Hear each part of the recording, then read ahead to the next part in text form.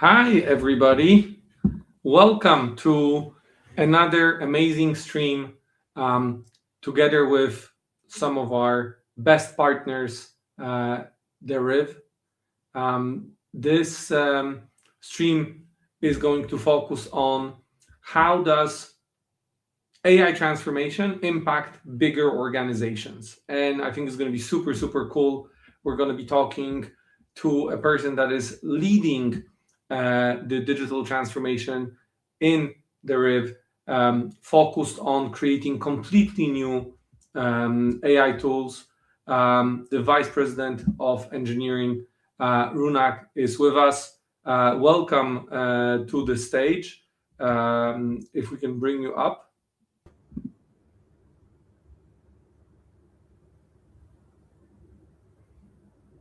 Perfect. Welcome to the stage. Welcome to the community. And it's a pleasure to have you. I think, people are always very interested to learn a little bit more about also your personal journey, your personal experience. How does one go from, the very, very early days to running complete AI first organization? So would be great for you to say a few words to the community and talk about your journey a little bit. Sure. Hello. Welcome, everyone. So, yeah, I'm Raunak. I'm currently working as VP of Engineering at Deriv. I started my Deriv journey in 2013 as a senior developer, and the career progression has been quite good. First, as a senior engineer, means senior developer, then the team lead, the manager, and now the VP of engineering, leading the back-end engineering side, the product engineering now at Deriv. So the career journey is quite, means it has been quite motivating and challenging as well. And I have been learning continuously in Deriv, so that's why you see the growth, because it's always there something new to learn, some new challenges which you have to tackle, you have to solve. So that has increased my learning knowledge as well, and Deriv has been really helpful in contributing to this growth as well by providing the opportunities. So when I joined, it was around 50 plus company across the globe. Now we are close to 900, around 1,000. So that journey, that learnings throughout this journey, the challenges has been tremendous. And yeah. So tell us a little bit more about how did you get into AI? How did you decide to specialize in this field? Young engineers are always fascinated, trying to understand, what is the first step? What should they do? How should they interact? How to get into a pathway like yours? Yeah, so I see AI is the future now. So I think earlier it was like the programming languages, you have to learn the programming languages. Now the AI is creating one. That's what I see, is creating one layer above, which is abstracting the programming languages. What programming languages did to operating system, now AI is doing it to the programming languages. The one thing which I will tell anyone coming up and learning AI is to keep an open mind, always explore new technologies, keep experimenting, keep implementing, because now everyone can be a builder. That's the best part of the AI, because earlier people were constrained about the okay, I have to work only on the one idea I have on mind because I have limited bandwidth. But with the AI, everyone can be a builder. They can develop things. If you have an idea, AI can help you to build that thing. So keep an eagerness, curiosity, I would say. It's very common in Deriv. The curiosity aspect, the exploration aspect, the research aspect. I think this is the mindset you need to take forward, and it's the next thing which anyone should learn and adopt to. And when you look at the current speed of new technologies coming out, Mhm. and um, and how many new models are hitting every week, how many new architecture things you have to learn, in many cases over a few days, Mhm. um, to be on top of your game, right? How do you approach that from the perspective of leadership?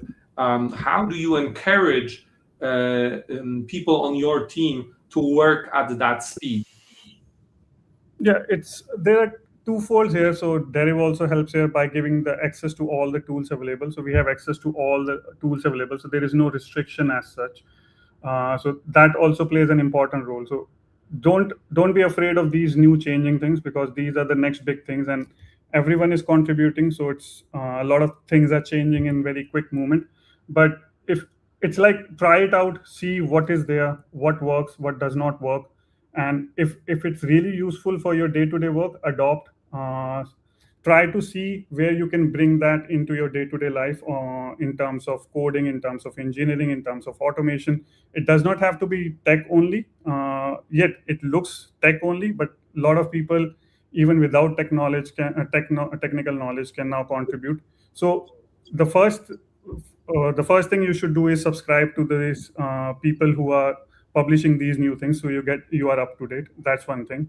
Then try out, means if you don't try out, you will never know whether it works or not. So try out, even if it's a small POC, you're trying to solve something, or even if you have something in place, try to change the model and see how it works, how your day-to-day life changes, or how your coding changes, in for example.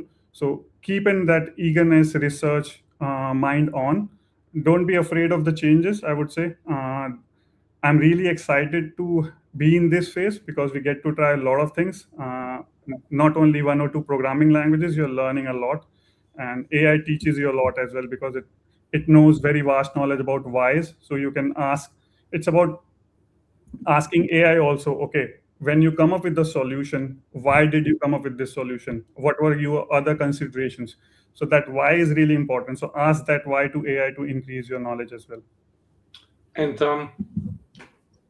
as you go through this process, I think we both agree that hackathons are a really cool way to try it and to do it, right? Because you can experiment with new technologies.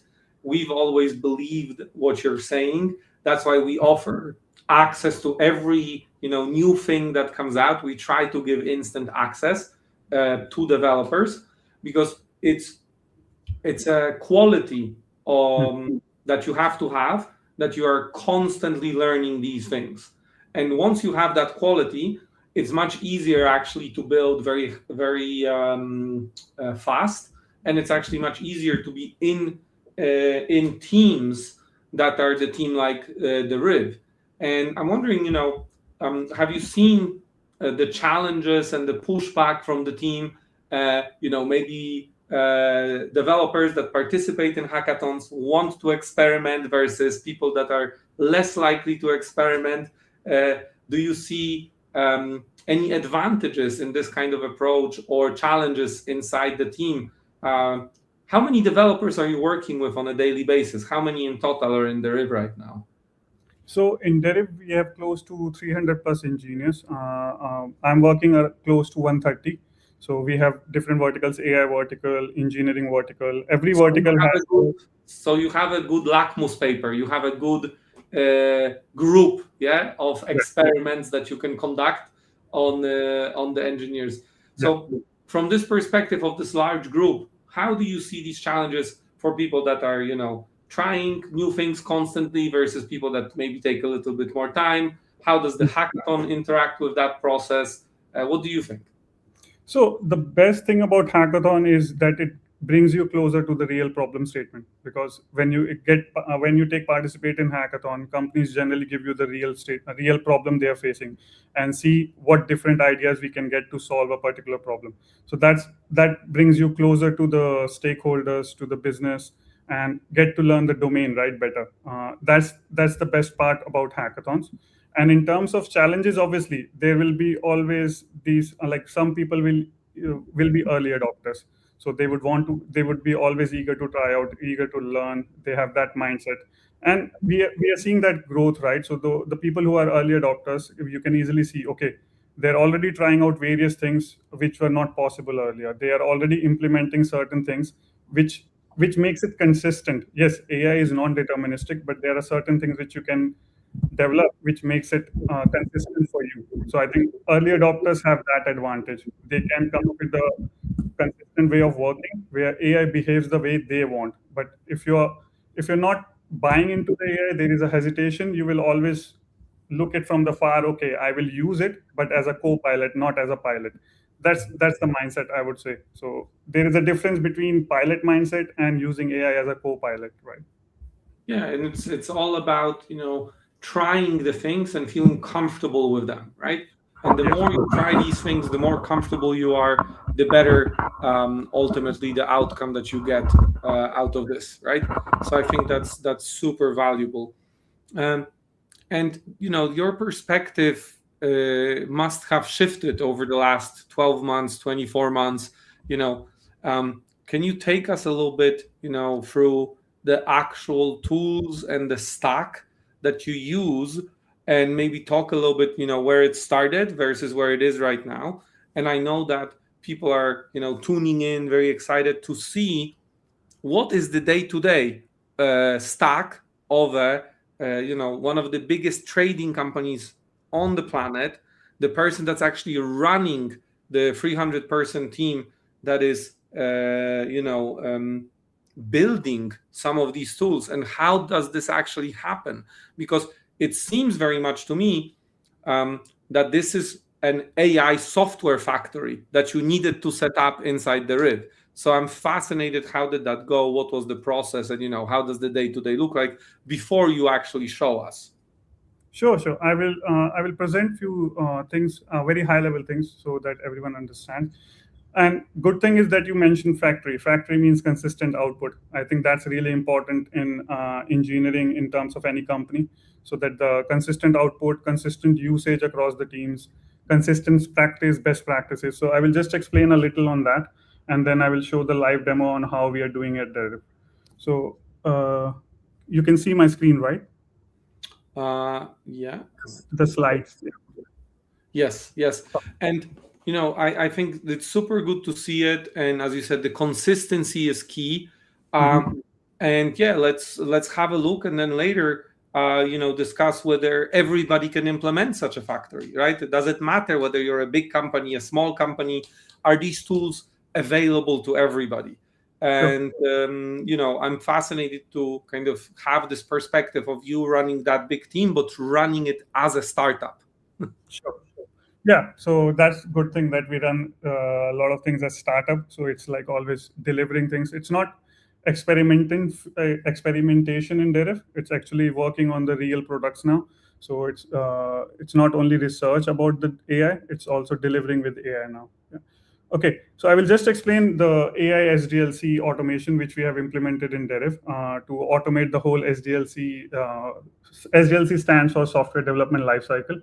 So this is the new way of working, not the old SDLC. So basically, this is basically how traditional SDLC used to work. Like you work on the plan, then design, then develop, then test, deploy, monitor. It's kind of a sequential approach, but there is always a handoff. So like things can fall through the cracks. So this leads to these problems like slow PR reviews, because you need to wait for the domain expert to review and move it forward to the deployment phase and everything.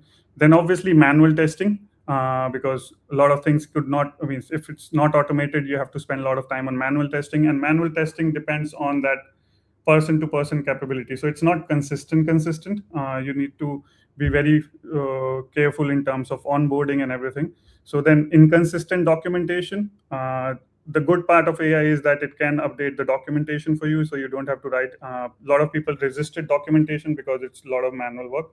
And obviously tool context switching, because you switch from say task from Jira to Slack, IDE, GitHub, CI. So there is every switch cost momentum, right? And this is how AI fits into the each SDLC phase now. So if you have to think about plan, generally you provide a product specification, you provide just your requirement, what you want it to do. It changes from you doing things to providing the direction of what you want to achieve as a product. So basically you give the product specs, so you spend more time on defining proper specs, proper requirements, and then let AI do the magic, kind of thing. So right, it goes into the pilot mode, so where it can generate GitHub issues, it can create tickets and everything, so you don't have to worry about switching between different platforms. You can easily give that to AI. AI will do all the automation for you, and then it obviously can help with the design. Here, design is also UI UX as well as API designs. So if you have the API specification, it will come up with the proper API contracts, architecture, and then once this plan and design you have approved, it can really fast develop and then test and deploy and monitor. Everything can be automated using AI. So right, there are certain tools which I will show later how you can do that. So this is just a very overall picture on how AI fits. So for monitoring or for testing, you can use Claw. We have a QA Claw, which automatically runs our user critical journey across Deriv and tests whether anything is broken across top 10 countries and creates a report. So there are two aspects to AI, right? There is AI is non-deterministic, but you can take advantage of that non-deterministic thing as well. And then there is deterministic, which is needed in the SDLC.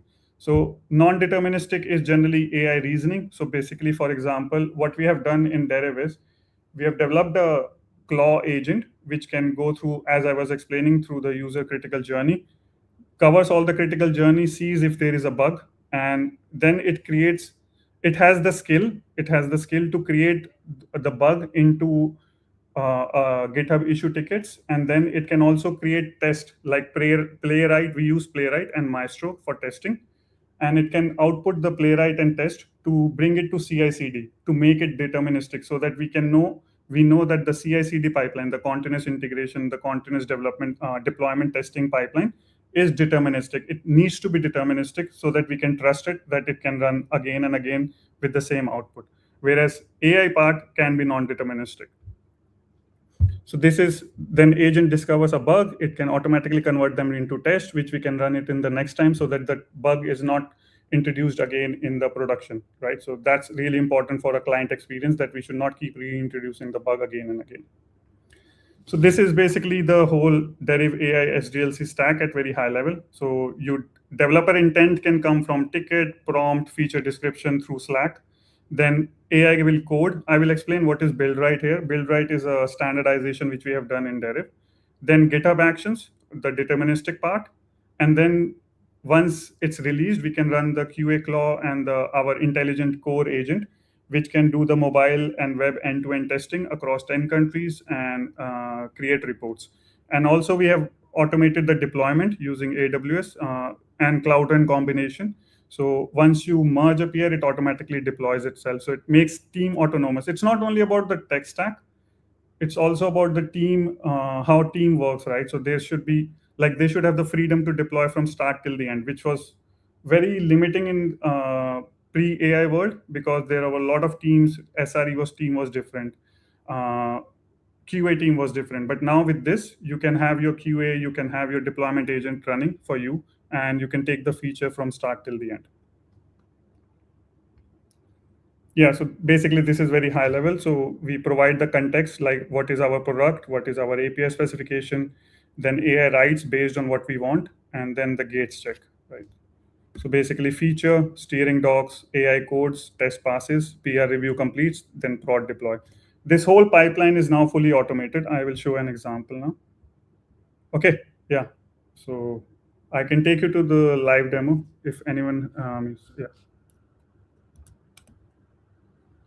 So basically what we have done is we have created a template repo, which any team can do, any team can clone. So say, for example, I want to start a new service. I'm giving a team a new service. So what it can do is you can just run this setup script and say, this is my service name, and this is my module name, and it will set up this structure automatically. Sorry, let me show you.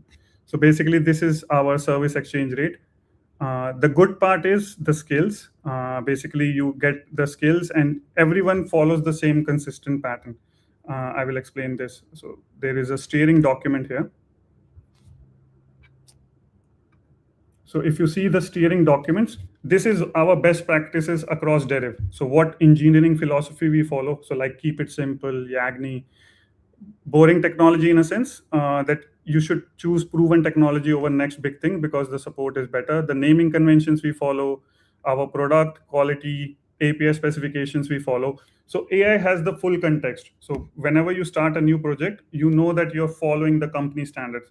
So that's one way of standardizing through skills. So these are all the skills, basically API specification skills, engineering philosophy skills, what tech we use, why we use that, why we use certain modules. So everyone has the kind of a onboarding which is consistent across everyone. And once you run this thing, it gives you the Docker, and you can easily run it in localhost. So basically, you can just say, okay, this is running.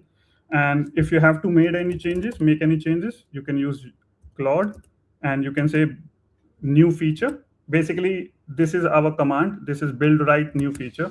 We have open sourced it. If you want to refer this, there is an open source version of build right, which is in the GitHub. So basically, this build right is the way to, as you was asking, how teams can take it forward and how any team can take it forward. So they can just clone this repo, and it gives these commands by default. So if I do by new feature, develop exchange rate API for BTC to USD, it knows it has to follow all the steering documents which I was showing. So this one. So basically, it knows that what API specification I need to do, what engineering philosophy it needs to know. It's abstracted away. So you can change it as per your needs. So these are the skills which exist out of the box. So Analyze will know that I need to go through the steering documents. This is basically a skill document. And what are the forbidden files? So you can, if you have to put it in this way, this is way to ensure that each team is consistently working on the same structure. So then it will automatically do that Claude code, and it will automatically come up with the whole API specification thinking. It will go through the whole process. So starting the feature development for BDC, it reads all the steering documents, everything. So see, it's reading steering product.md. So everything is consistent. So that's how we have standardized. And now the real example, which I was explaining. So say, for example, this is one of the GitHub issue which was created by our Claw agent, not by a person. You can see this CI system Deriv. This is an automation user. So when it was running on the VPN in the Sri Lanka region, we found one issue that there was continuously we are getting service error. Please try again later, and it created this issue, and we provided all the screenshots as well. So say, for example, service error, please try again. So then what we do is this issue triage happens, then we validate so that we don't get false positive, and then we come up with the implementation plan, how you can implement. So our whole mobile app is developed using AI. So this is AI Deriv mobile app, and this is what happens when you create an issue. It will automatically come up with a plan, and you can see that, okay, bug was confirmed, and then the implementation was there, and also the review. So we can trigger review whenever the development is ready, and we use Claude to review, and it comes up with the review. So it can say, okay, what is the code best practices you have not followed. So everything is fully automated. So human changes from using AI as a co-pilot to pilot and provide the plan, the product specification. So the developer becomes more closer to the product. So that's for the demo. So you can see all those things, and this is open source, so you can use this, but there are more services also out there. And this is how our deployment is also automated. So whenever you create a PR, it automatically deploys to staging and production.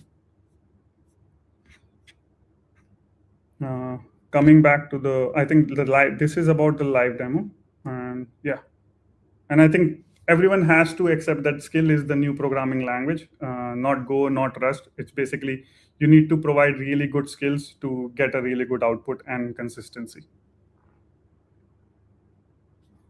Pawel, that's all from my side in terms of demo.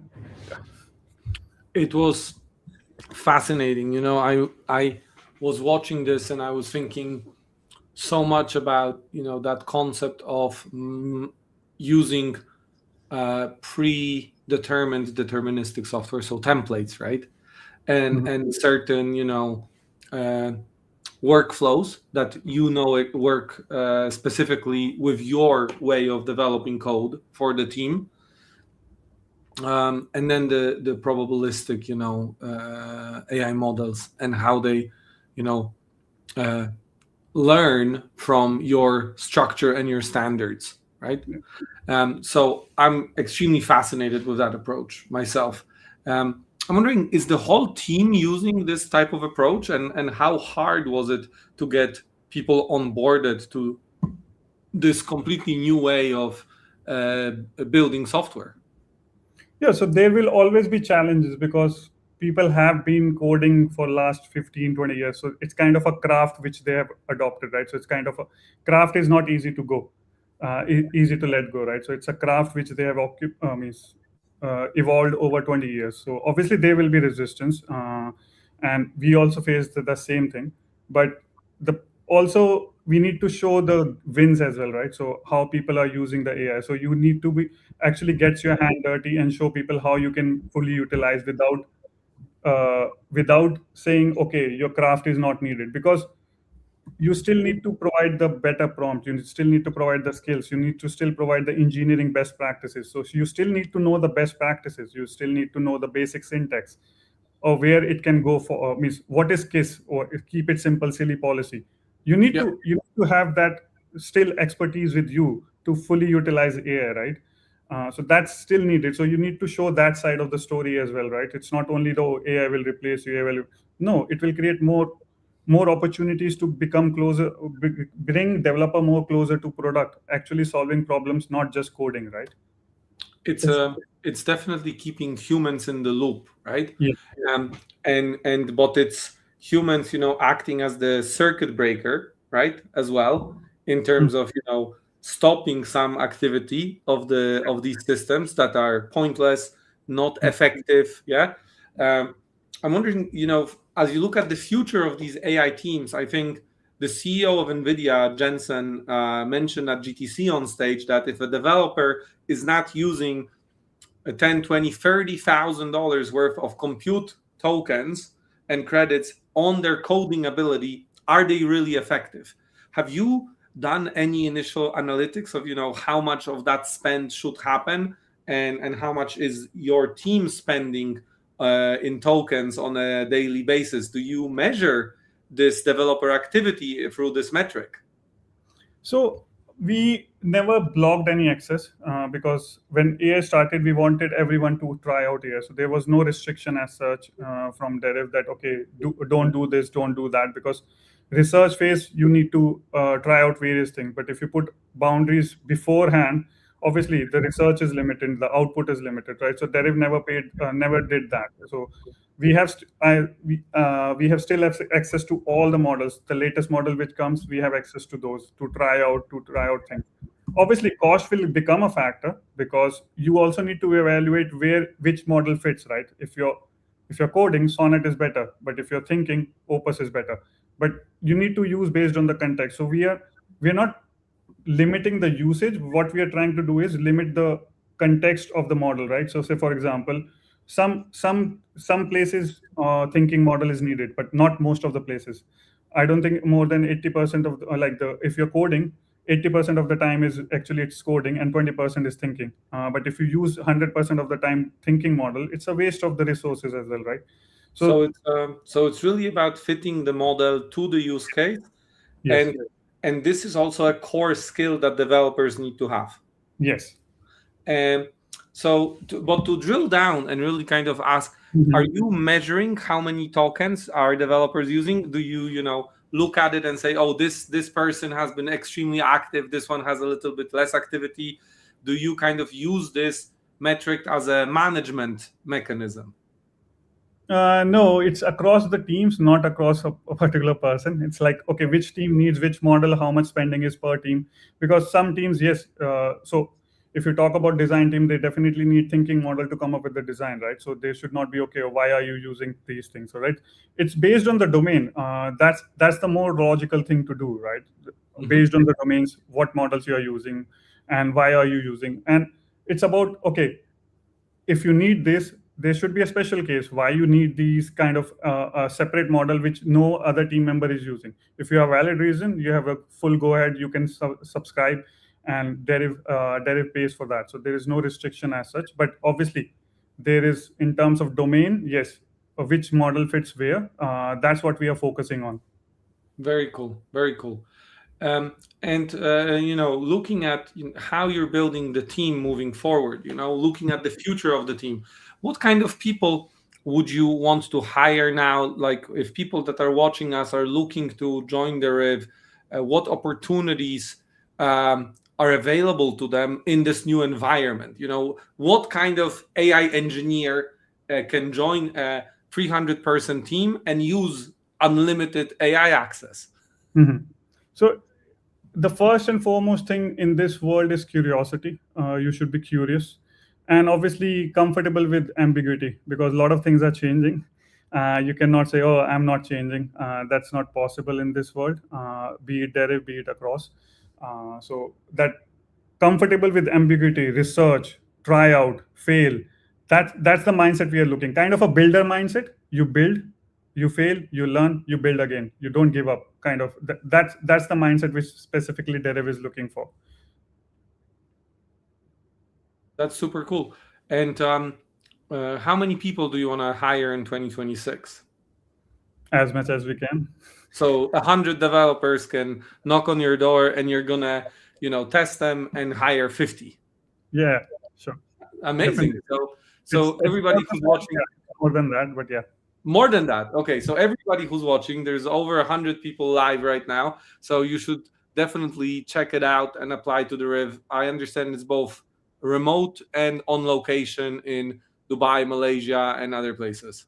We prefer on-site because there is more collaboration, there is more discussion. It's all contextual. Okay, but so yeah, across multiple locations. Where are the offices? Malaysia, Dubai, majorly. So the AI core team and the AI bulk is in these offices, but not limiting to these offices. We are looking in various other offices as well. Okay, that's very cool. So we have a few questions here in the chat, so I'm going to kind of give them to you. It really goes back to your live demo. I think people were the most excited about that. Yeah. So the first question comes from Hamza. Do you make use of any custom hooks? And if you do, what do you think about benefits of using custom hooks? So if it's I would need more context. It's custom hooks for the CI/CD pipeline, or yes. I imagine it is because that's what you were showing, right? So it's really, I think, contextually relevant. Yeah. So yes, we definitely use. So we have hooks for the watching out for the PR merging, watching out for the PRs. Like, okay, when the code review. So when the PR moves from draft to review. So those are the certain custom hooks which we have standardized across the teams. And that's really useful because you can have a single template which is shared across the team rather than team replicating the same thing. It's like don't repeat yourself principle. That's what we want to follow, and a standardization of those hooks. So yeah, we are using definitely for deployment reviews and when the PR moves from draft. Yeah, custom hooks for the agents. Yeah, perfect. And then the next question here is, how would you determine what is a good or an effective skill? So do you have like a skills list that you are happy to share with people? Because also, I think you mentioned that people can copy your setup somehow, that it's open source. So can you give us a little bit more details on that and kind of your view of what are the good and effective skills? So what we found out, I have also published a blog for this, but the skill has to have, so there has to be certain guardrails in the skill, what not to do, because AI is really good in jumping to the development. So you need to provide certain things like kind of best practices which you think it should follow. So kind of a guardrails where you say it should not do this. That should be in the broad, like, okay, what you should not do, what is good to have, and what are the best practices we follow. That's determine how the skill will be effective. Because if you provide a very generic skill that don't do this, don't say, for example, we don't use this part or we don't use this tech stack, okay, it will not use it, but it will not know why. So effective skill tells you three aspects: what not to do, what you should do, and what is a must to have. These are the three things if you define in the skill with proper examples, good examples, bad example, that makes the skill really effective. That's super cool to know. And I think everybody would be very interested to actually see the blog. So if you can link the blog here in the chat somehow, then everybody can check it out. Yeah. Sure. So that's super helpful, and we'll display it on the screen. And then we have another question coming in, which is super cool. What guardrails do you recommend to avoid in the cargo cult code where developers overtrust AI suggestions? You hinted at this a little bit, yeah. So it's the default of these models is to burn tokens, Yeah. and that's their default. It's a casino, it's a slot machine, yeah, to generate outcomes. And having these guardrails is the deterministic component, right? Do you think that these are universal? Do you have a set of universal recommendations for these guardrails, or did you have to write them very specifically to fit your existing code structure? So what I explained in the engineering what I was explaining in the engineering philosophy are the guardrails, that what are the best practices we think you should follow. And basically those skill documents should be really really good in terms of explaining, okay, what you don't want it to do as well, right? So that's really important. And to avoid, one thing which I found really useful to avoid that cargo cult code is put in prompt that why you went with this solution and what other solutions did you consider and why you recommend this. So it comes up with and you say, create a matrix table of why this option is better than others. So you also understand why it came up with and it has taught me also a lot of things, like, because AI has very vast knowledge. I may not be that knowledgeable, but AI, if you ask this question, okay, why you came up with this solution, what other solution did you consider?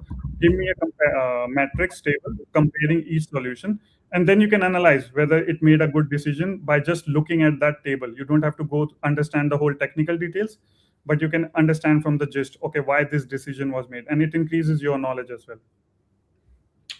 Yeah, I totally agree. I think super cool. Did you post the link? It says I need to connect to the YouTube. I can post it to you, and I don't know. Yeah, you can post it to me.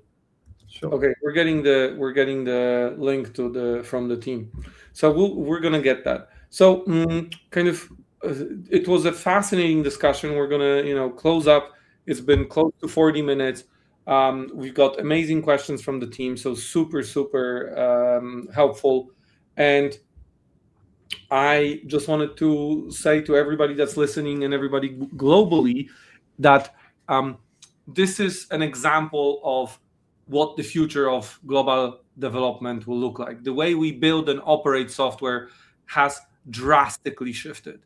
And the way that we saw a major company today operate an AI software factory in-house is the way that most companies will have to move and develop in the future. And I believe that a lot of this work will still be human operated, but we might end up being the George Jetson of the situation with a big red button, just stopping the AI if it goes off track, of course. And the work might change. It might be that your skill and leadership are super relevant, but you only have to work for a few hours a day, or conceptualize more than execute. And this will just create more software, more opportunity, more abundance globally.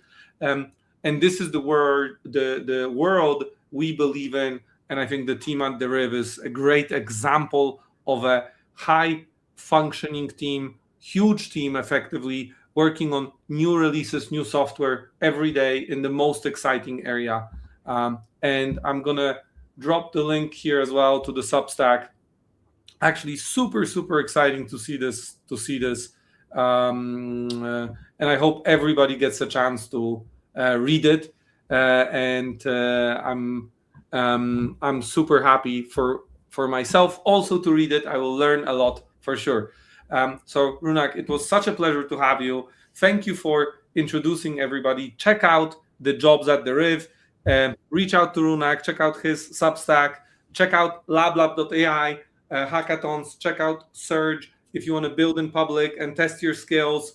and natively for tools and cloud access. So we are inviting everybody to do it. Raunak, anything that you'd like to say to the few hundred people that are watching us right now, to invite them to work with you directly? Yeah, so join Deriv, because it's we are looking for the curious people, and if you're curious, definitely join Deriv. You will get to learn a lot, real problem statement, not experimentations, going live with the products which are directly impacting clients. So I think that's the biggest win we have, directly working on the products related to the clients. Yeah. Perfect. And we have more questions coming into the chat. And I would say that if you have any specific questions about job openings or opportunities, just reach out to Deriv HR directly. Yeah, I'm sure that if you are a great candidate, they will help you, whether to move or to work remotely or to do something for you. Just reach out to their HR team through the website, or reach out directly to Raunak through the Substack and get in touch. And yeah, reach out to us if you want to collaborate with us. It was an amazing show. Thank you very much, everybody, for the engagement. Thank you for showing us the setup in such a fascinating way and geeking out with us here today. Thank you, everybody. We will wish you a nice day and see you soon. Let's fade out. Thank you. Thank you, everyone, for joining. Yeah. Thank you.